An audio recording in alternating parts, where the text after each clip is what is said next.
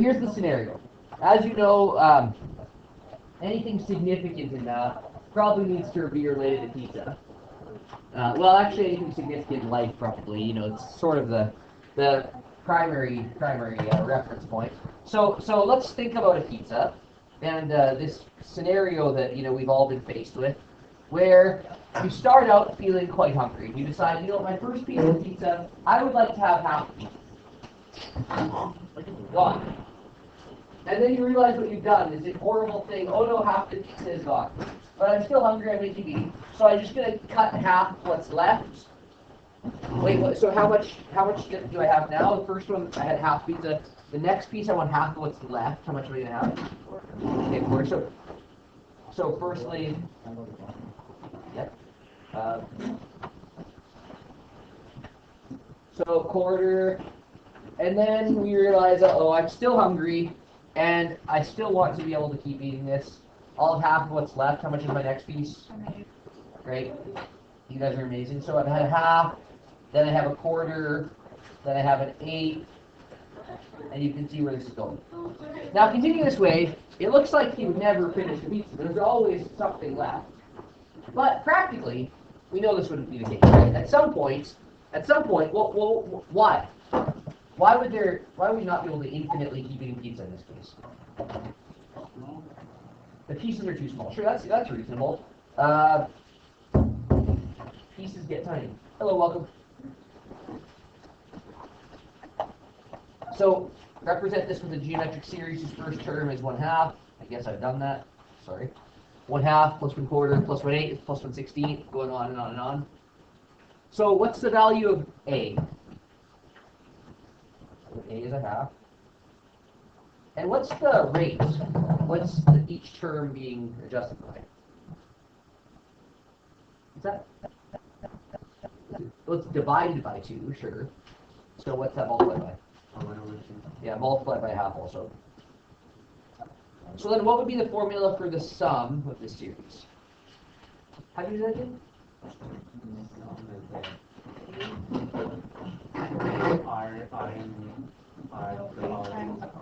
You guys all took formula sheets from me yesterday. I only had 2 returned to me, which means most of you probably have your nice formula sheets with all of your formulas on them. We do. Great, grab it. Pull it out. So what's your formula for a geometric series? Nice. A, R to the n, minus 1, over R minus 1. So in this case, it's 1/2 times R, which is 1/2 to the power of n. We haven't been told how many terms. Minus 1 over 1/2 minus 1, which you notice is negative 1/2. Okay. So now, could we use the table feature of a graphing calculator to complete this table? How do we do that? Well, why don't we just put this in as our y1 equals? So if we Sn is y, so y1 equals, we'll put this all in. I'll call it 0.5 to make my life slightly easier. 0.5 times 0.5 to the power of x, all minus 1. I'm going to divide all of that by 1/2 minus 1. I'm not going to write that as an expression. That's just a number. The number is negative 0.5 or negative 1/2.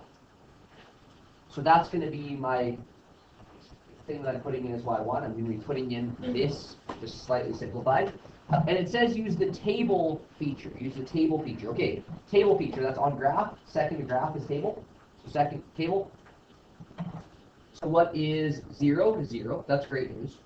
0 should usually be 0 in a case like this where you don't even have anything 0. So 1, 0.5 or 1/2. 2, 0.75. Okay, wait, let's just think what that's representing. At 2, what is this representing? Well, it's representing that 1/2 plus 1/4. Right, so 0.75 is that half plus quarter, sum of this. Next one, 0.875. Does this still seem reasonable? 0.875, that's a half plus a quarter plus an 8. Yep, that's right. Okay, then next, 0.9375.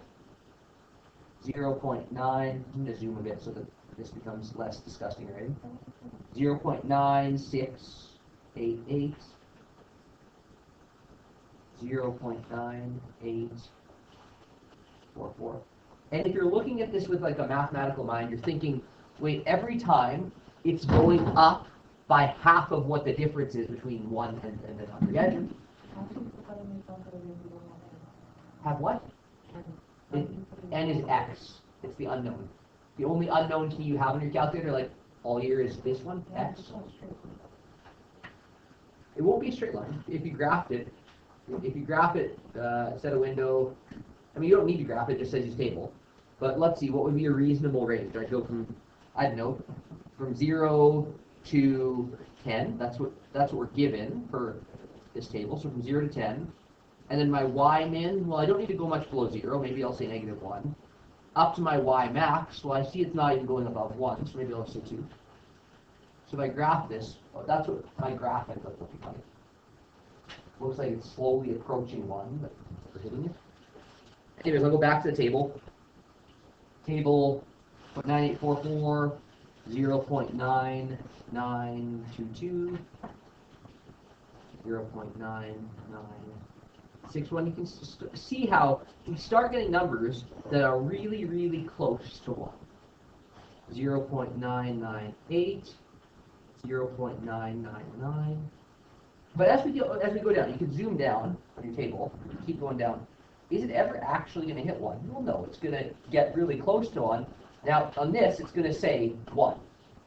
But if you look at y2 there, where it says, it's going to explain this with, what the number actually is. 0.999969448, blah, blah, blah. As you keep going down, it's going to get closer and closer and closer to 1. But it's like that's a horizontal hospital. Or a vertical hospital, sorry. So if we then plot this, our at 1, we have 0.5. At 2, we have 0.75. At 3, we have 0.875. At 4, we have 0.93 something.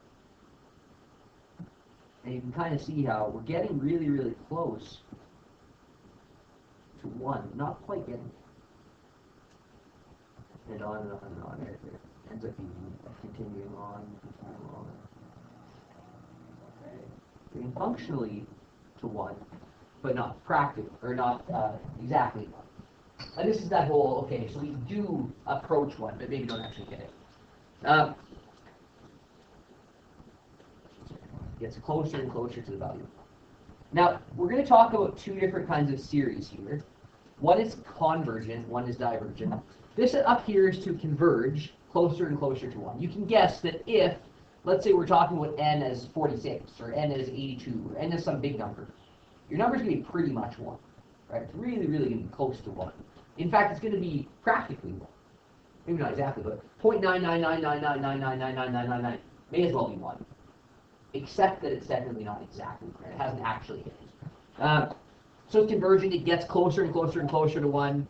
Or if we summed it all the way to infinity, if we took n as infinity, which isn't a number, but if we got to the biggest possible number, the sum would end up being functionally 1. And this we'll just call the symbol s.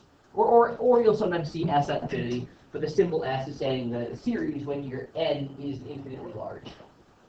And in this case, the sum is referred to as 1.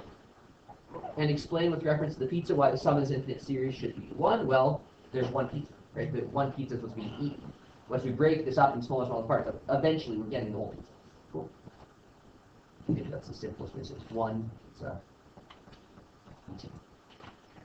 And in our scenario, we say we eventually get to a spot where what we're eating is an infinitesimally small crumb. So this here is an example of a convergent series. A series that converges on some number.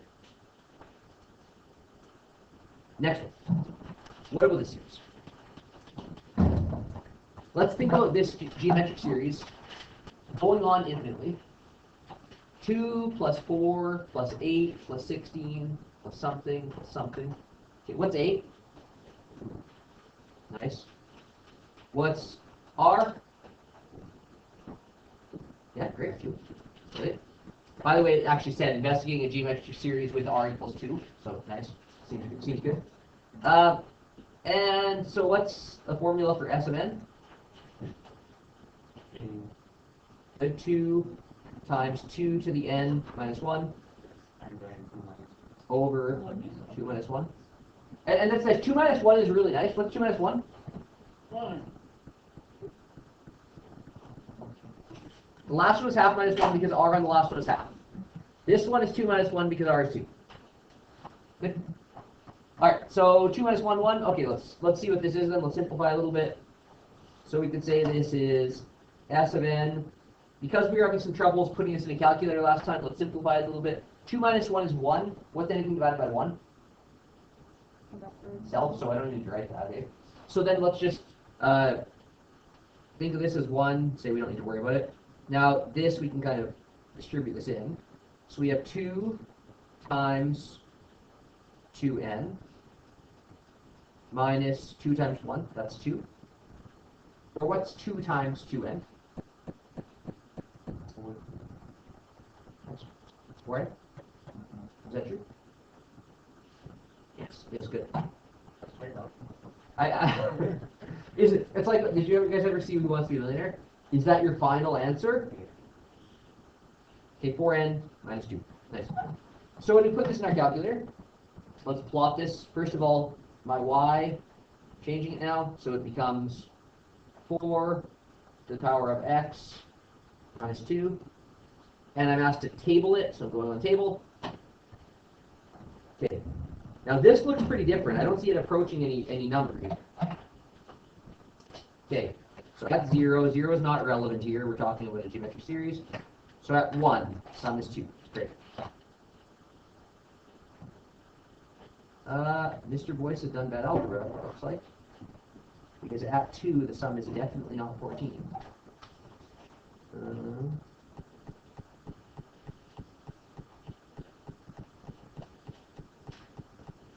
Let's try this again. Sorry, second. Okay, clearly no. Final answer, the reason why I was doubting you, Kabir, is because I was doubting myself. Put it in like this. Yeah, it's true. 2 times 2n is not exactly right. So put this in instead, my bad. So 2, then we have 6. Yeah, that's right. 2 plus 4 is 6. 14, yeah, 2 plus 4 plus 8 is 14. Then 30, then 62, then 126, then 256, yeah, or 254, sorry. 510, yeah, 10, 22, and 20, 46. You're probably noticing, you recognize all of these numbers. This whole minus 2 thing is actually pretty relevant here. 2048 is 2 more than this. 1024 is 2 more than this. 512 is 2 more than this. 256, 128, 64, right? You recognize all of these as multiples of 2. Clear ones. So now if I plot these on a grid, well, let's see what happens here. So at 1, our value is 2, 10, and 10's over there. At 2, our value is 6. At 3, value is 14. At 4, value is 30. Oh, you can see this. This is definitely exponential. At 5, it's 62. At 6, we're up to 126. And I don't think it's worth plotting the rest of these, right? On. So does this converge? No. It doesn't come to some point and stop. It goes on to infinite. This is called divergent. This is a diverging geometric series. It's a series where it doesn't converge on some set. Now we saw that an infinite geometric series with an r of a half was convergent. Okay. So r of a half was convergent. And this infinite geometric series with an r of 2 is divergent. Might give us sort of a clue of what series will be convergent at a certain point, which ones will be divergent, not. Any guesses? Yeah? function which is smaller than 1. Yeah, exactly. One is the hinge point. Exactly right. Now there may be a case with negatives that changes that slightly, but if we're just talking about positive values, 1 is the point where we did break off between convergent and divergent. And in your examples, you'll get to see one with an R of 1. Suffice to say, an R of 1 is not a geometric series, it's really straightforward. But less than 1 will converge, greater than 1 will diverge. All right, let's try this. So for this investigation, we're going to just take a look at some different values where we're using negatives and positives. So example here, we were given examples. Let's just use the examples you were given. If you want to do a different one as we're going, that might be a decent practice.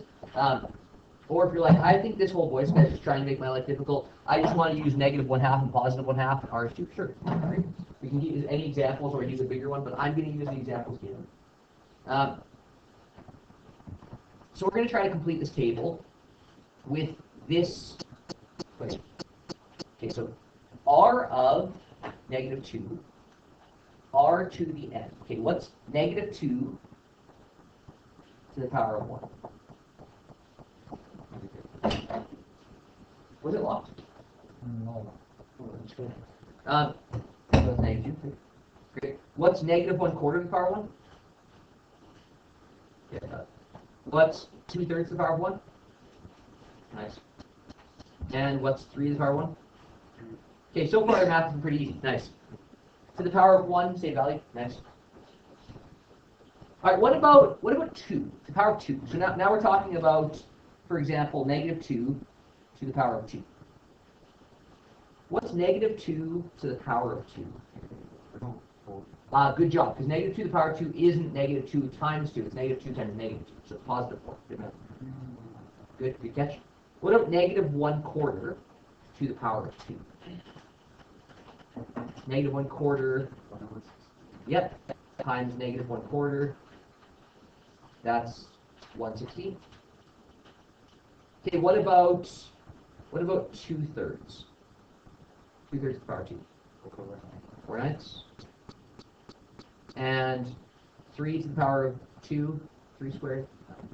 Okay, good. Why don't you go through, try to fill in one column of this table, and then we'll combine our forces and fill it in. But try to fill in one of these arcs. Yeah. Oh, of course, yeah. Yeah, having a pencil is a good idea now.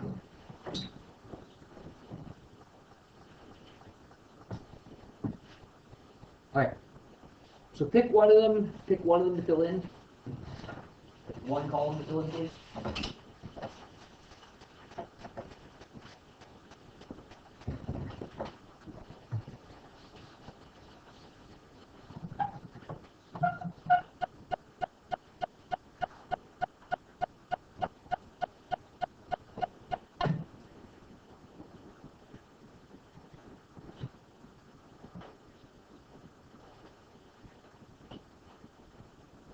Remember, if you're struggling with like a fraction, say you're trying to fill in the 1/4 one, and you're using your calculator to do it, remember you have this math fraction key.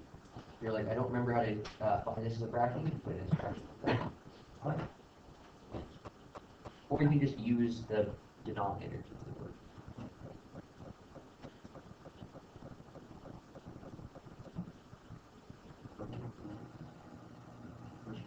What?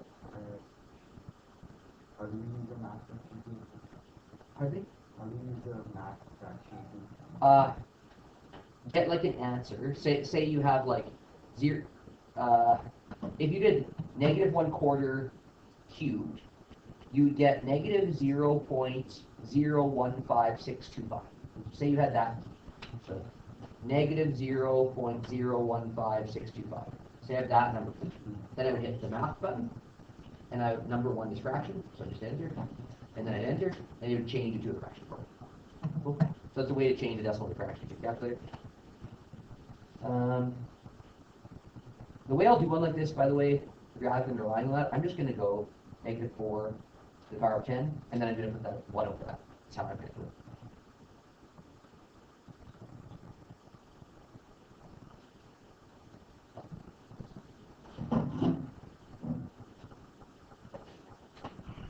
So, I'm expecting this.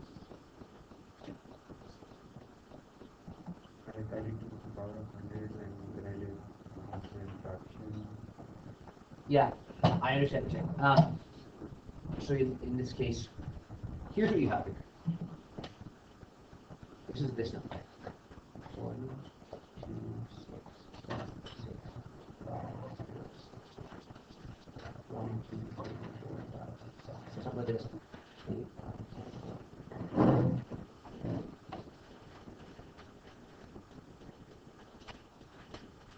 That's this number, right? Now you just count that as 2. Are you trying to do the left column? Yeah, 2 more. Oh, then you don't use a fraction, that's what's not good. But if I was doing like 1 over that, then I would just go. But yours is just that.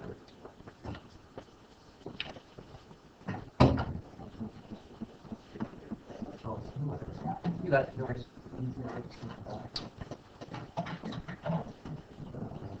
Just put 1 over it.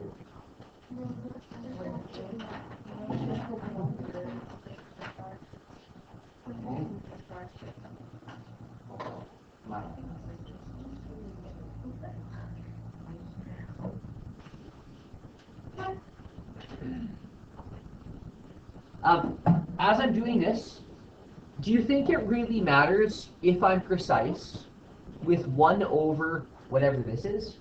Something that's times 10 to the power of 11. In a case like this, what is that number function? 1 over 100 trillion. What's that number even mean? If you have a 1 in 100 trillion chance of winning the lottery, what's your chance of winning the lottery? 0. So this number is functionally 0. It's not exactly 0. That's what people say when they justify, I need to buy my lotto ticket this month, right? Well, someone would. But we're talking about really deep probability. In a case like this, we're talking about basically 0. Maybe not exactly 0, but basically 0. So do I care if it's, like, these wouldn't actually be zeros. I'm filling in the zeros because my calculator only goes this far. But does it matter? No, it's some really, really infinitesimally small number. And similarly, to the power of, if I do this, let's put my calculator here, -4 to the power of 100. Let's see what it tells me. Oh, sorry, I did that wrong. It's 1 over, my mistake, 1 over -4 to the power of 100. So it tells me this number. This is the value that it's giving me. It's giving me 6.22301 blah blah blah. E -61. What does that mean? Right, this is actually the number it's telling me. It's telling me 622 something. And then it's telling me that there are 61 zeros this way. Of course, it's just 0 point, right? Going on and on and on and on until I've written 61 zeros. That's what that number is. That number is 0. The number is functionally 0. That probably tells me here, do you think this series here that I've looked at, do you think that series is diverging or is it converging? Looks like it's come to 0, eh? And this is an interesting one actually, because if you pick 99, you're going to have one that's slightly below 0. Then you have one that's slightly above 0. Then one that's slightly below 0, slightly above 0, slightly below 0, slightly above 0, right? But it's clearly coming in on that point 0. So in a case like this one, this is fun. Okay, who did the first one? Thanks, Greer. And thanks, Olivier. What were a couple of your lower ones? So it goes -2, 4, what was 3? Negative. Great. 4. 16. Great. 10. 32. No, 10. Oh, 10. Oh, my. 5. Nice. 20. 144. Great. And 100. Is that accurate? Yeah. Okay, good.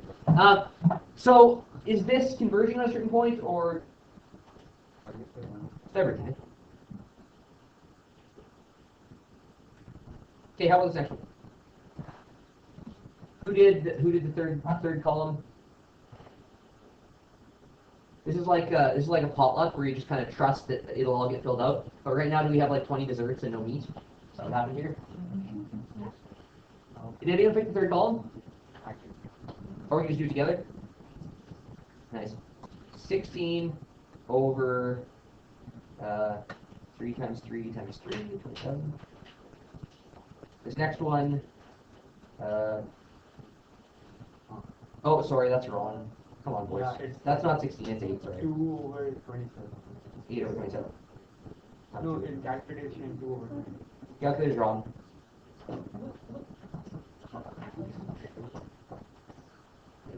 It's because you need to bracket open.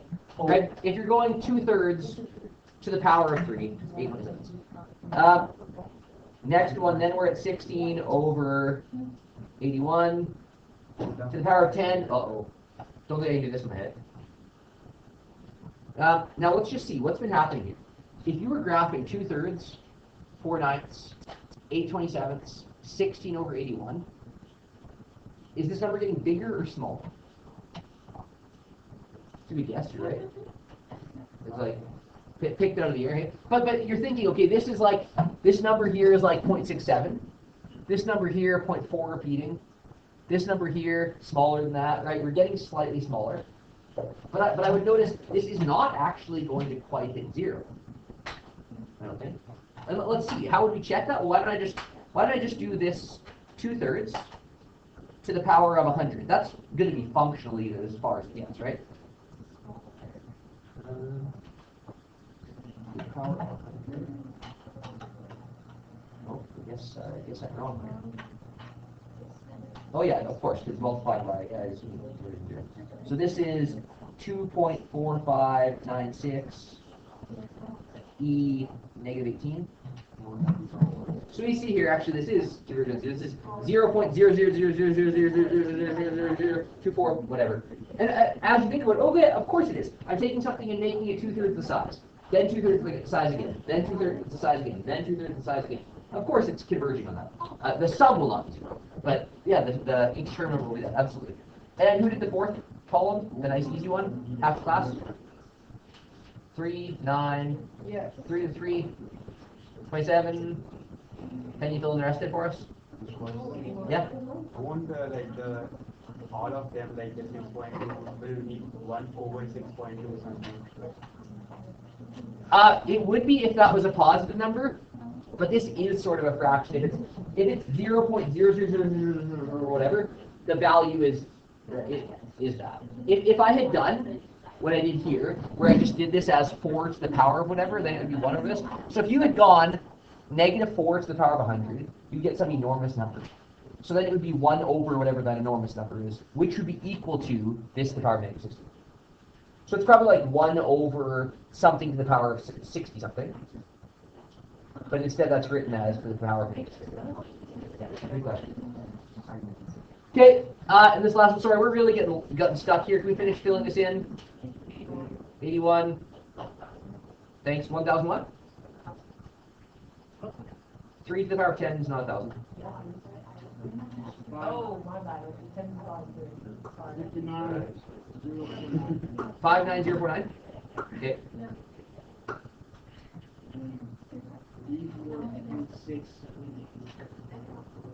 Good. Accurate? Great. So, if we were then looking at this stuff, so which values would be convergent? Well, if r is equal to what, or if r is equal to what? In this case, if r was equal to, we had -1/4 or 2/3. It's divergent if r is, in this case, -2 or +3. And like Ahmed already pointed out, this basically means if it's bigger than 1 or smaller than -1, it's going to diverge, go off to the different. If it's in between -1 and 1, of course 0 doesn't quite fit here, but if it's in those values, we're going to then have a sequence which converges. Now, this rule helps us derive our formula we're going to use. And this formula is just like beforehand. It's a formula that really, if we know it, we can use it. I see that I've really been blabbing slowly today, so I'm going to just say, here's our sum formula. This is for an infinite series. An infinite series, all that means is one where we're not defining the terms. Where we're saying just like, 2 plus 4 plus 8 plus 16 plus whatever. If you just see this dot, dot, dot, and it doesn't say 4 terms 16 or something like that, it just says take the whole sum, then we're talking about an infinite series. Yep. So in this case, the sum of an infinite series is found by this. This is only true, though, if the absolute value of r is less than 1. So if it's between -1 and 1. So if we were thinking about what we know about geometric series, well, if there's a finite geometric series, that's where we know a certain term number. Then we can either use this formula, or this formula, or this formula to find what the sum is. However, if it's an infinite series and it's convergent, we can use this formula, which we'll practice today.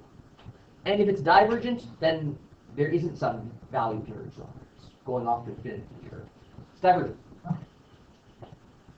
So let's try this.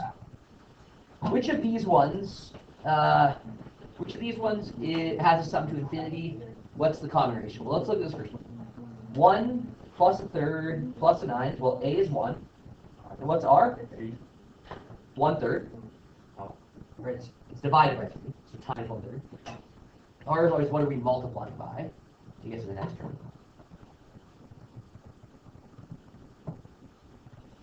Like how you do 1 divided by 1/3. 1 times 1/3, yeah. 1/3 times 1/3 equals 1/9.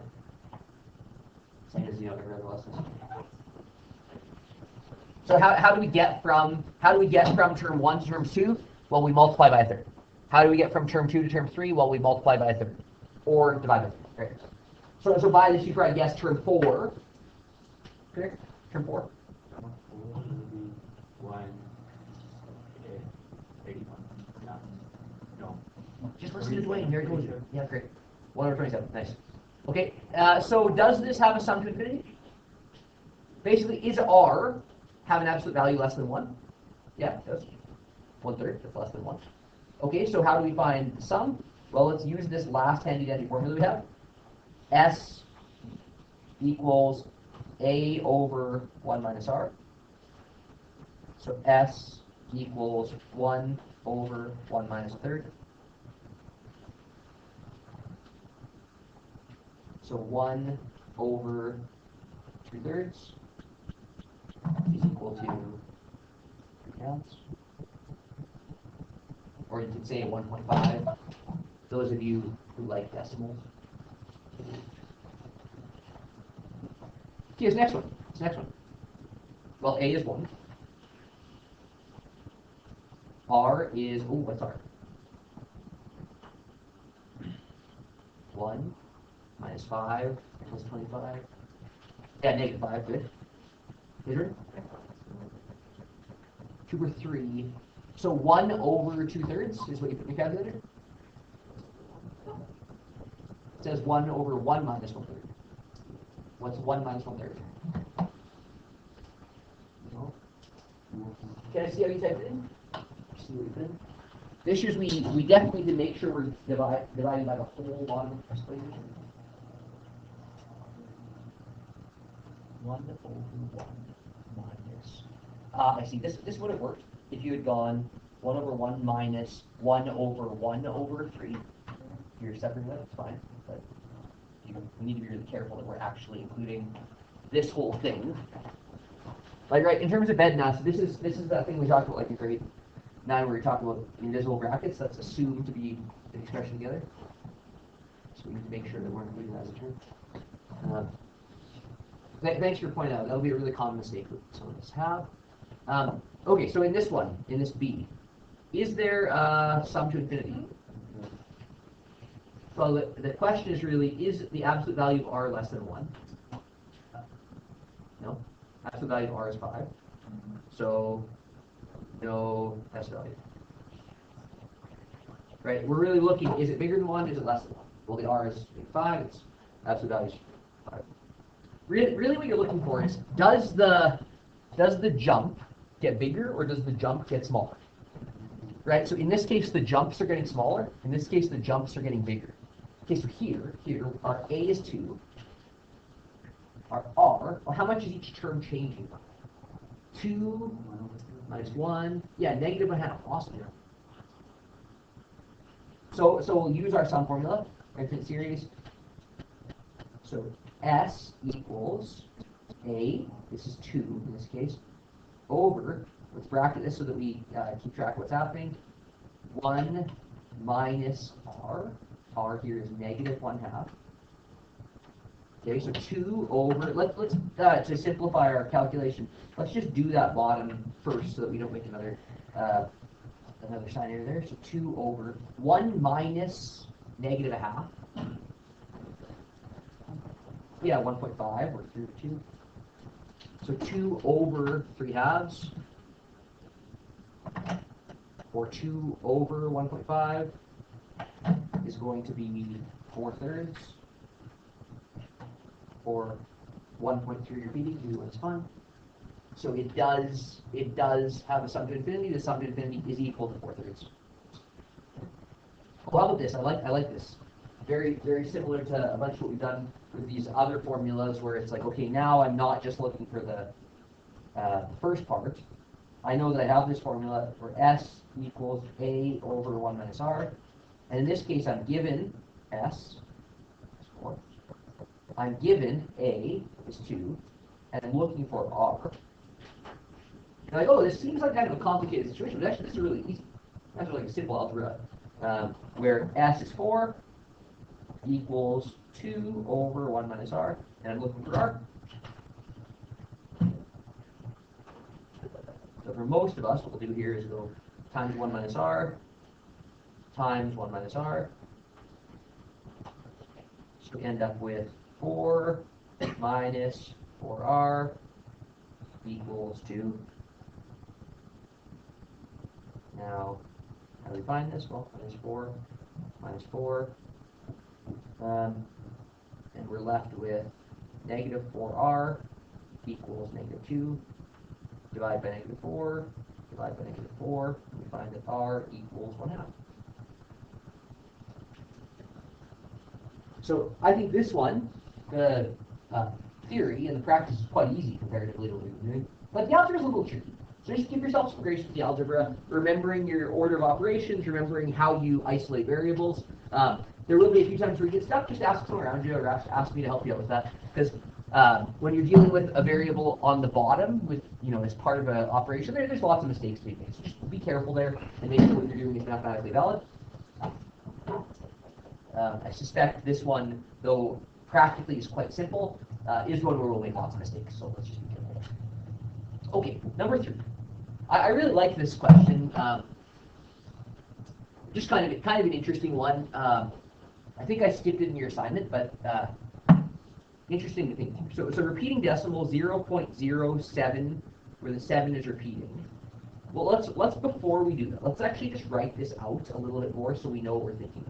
So this is the number 0.07777777 going on, right? And the 7s go on forever. So we'd be able to write this as an infinite geometric series because this is the number 0.07 plus 0.007 plus 0.0007 plus, right? You see where that's going? Each time we're getting a factor of 10 smaller. Okay. So that would be how this is as an infinite geometric series going on forever. And it's kind of interesting. We're like going full circle. If you went back into like grade 3 when you're learning place value, you're learning about like looking over here. This number here, 123,456,000,000, blah blah blah blah blah. Well, each number in there is actually just telling you a place value. That's kind of what's happening here in a similar way. Like 0.7777. It's like 7 hundredths plus 7 thousandths plus 7 10,000ths plus and all that. So what would be the sum to infinity if we took this, we add those up? What would be the sum to infinity? And then let's write that as a fraction. Okay. So how do we do that? What's the sum to infinity? What's the formula there? Well, that's S equals A over 1 minus R. So that means if I want to find sum to infinity, I need A, I need R. How do you find R again if you're not using it? Yeah, term 2 divided by term 1, awesome. Or term 3 divided by term 2. So R is equal to, well, that's 0.007 divided by 0.07.